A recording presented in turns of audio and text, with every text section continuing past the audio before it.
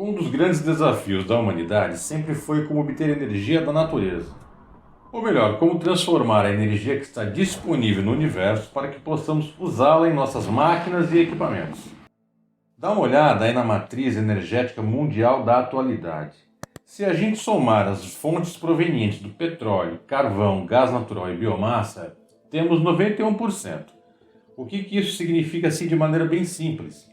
É que a nossa energia provém de queimar as coisas.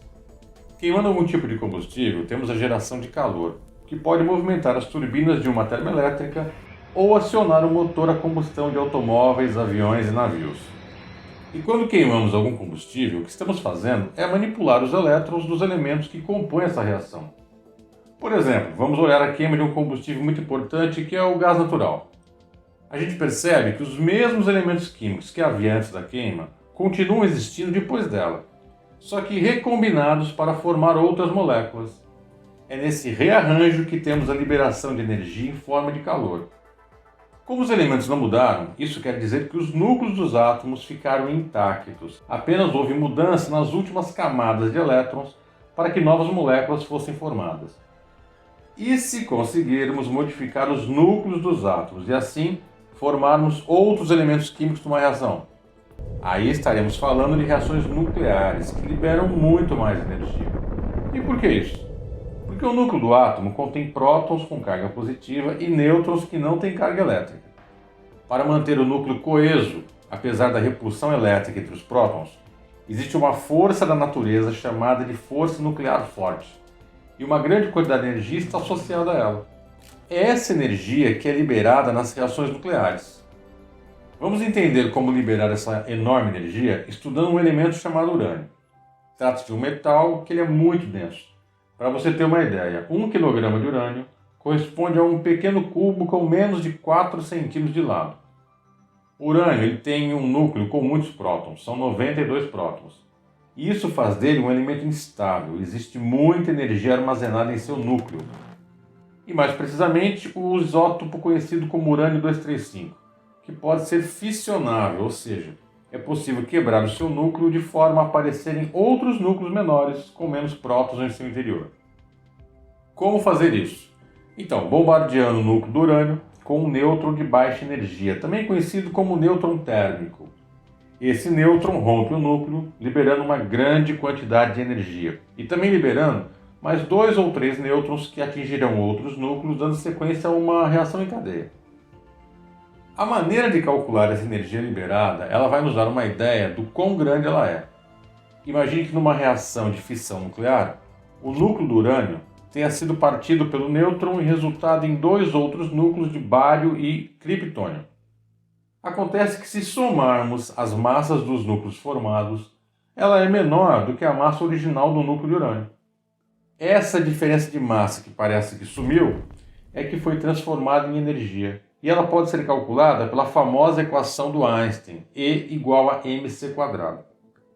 Como C representa a velocidade da luz no vácuo e vale 3 vezes 10 a oitava metros por segundo, e ainda está elevado ao quadrado na equação, imagine o tamanho do número que vamos obter, ainda que a diferença de massa seja muito pequena. Vamos fazer aqui uma conta para dar um exemplo. Imagine uma diferença de massa de apenas 0,1 grama. A energia gerada seria de 9 vezes 10 elevado a 12 joules, ou seja, o algarismo 9 seguido de 12 zeros. Com essa energia seria possível aquecer mais de 21.000 toneladas de água de 0 a 100 graus Celsius. A tecnologia da fissão nuclear já é de domínio da humanidade, sendo usada nas centrais termonucleares. Existem projetos do uso da propulsão nuclear em naves espaciais, que inclusive nós já abordamos aqui no canal. E temos ainda a aplicação da fissão nuclear para fins não pacíficos, como as bombas nucleares e a propulsão de submarinos e porta-aviões. Agora, acontece que existe uma outra reação nuclear que gera ainda muito mais energia do que a fissão nuclear. Aliás, gera 10 vezes mais energia. É a fusão nuclear. Como o nome sugere, trata-se de unir e não quebrar. Seria o oposto da fissão. A fusão nuclear acontece naturalmente no Sol e demais estrelas. Núcleos de hidrogênio com apenas um próton são fundidos em um átomo de hélio, que tem 2 prótons. Semelhante à fissão, ocorre aqui uma conversão de massa em energia, porque os núcleos originais eles têm mais massa do que o núcleo do hélio formado. A energia pode ser calculada da mesma forma que na fissão, através lá da equação do Einstein. Acontece que esse processo ele é muito mais complexo do que a fissão. É preciso aproximar dois prótons, apesar da força de repulsão eletrostática que existe entre eles. E lembrando ainda que essa força fica cada vez mais intensa à medida que a distância entre os prótons diminui. É preciso vencer uma determinada distância para que então a força nuclear forte prevaleça e aconteça a fusão dos núcleos. No Sol, altíssimas temperaturas e a imensa pressão gravitacional se encarregam dessa tarefa, mas aqui na Terra, como é que a gente faz isso? Primeiro, nós vamos usar um isótopo do hidrogênio chamado deutério. Ele nada mais é do que o hidrogênio com um nêutron e é encontrado com relativa abundância nos oceanos. Ele é utilizado porque a barreira da força eletrostática a ser vencida é menor. Esse hidrogênio deve ser aquecido até que seja atingido o estado de plasma. Um quarto estado da matéria é caracterizado pela separação dos elétrons dos núcleos.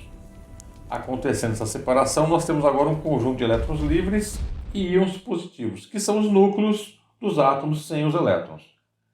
E esse estado da matéria tem a mesma propriedade de expansão dos gases, mas, por ser um conjunto de íons, também estão sujeitos aos efeitos de campos magnéticos. Então, o reator de fusão nuclear gera imensos campos magnéticos que, ao mesmo tempo que espremem os íons num espaço confinado, os mantém longe das paredes do reator, que não suportariam, claro, as altíssimas temperaturas. Essa alta densidade, aliada às altas velocidades das partículas, aumenta a probabilidade de choque entre os prótons, gerando a fusão deles e a liberação de energia.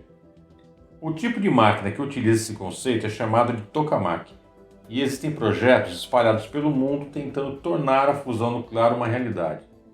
Além da conversão de energia ser ainda muito maior do que no processo de fissão nuclear, a fusão nuclear não gera resíduos radioativos, que representam sempre um grande problema de armazenamento e de controle também.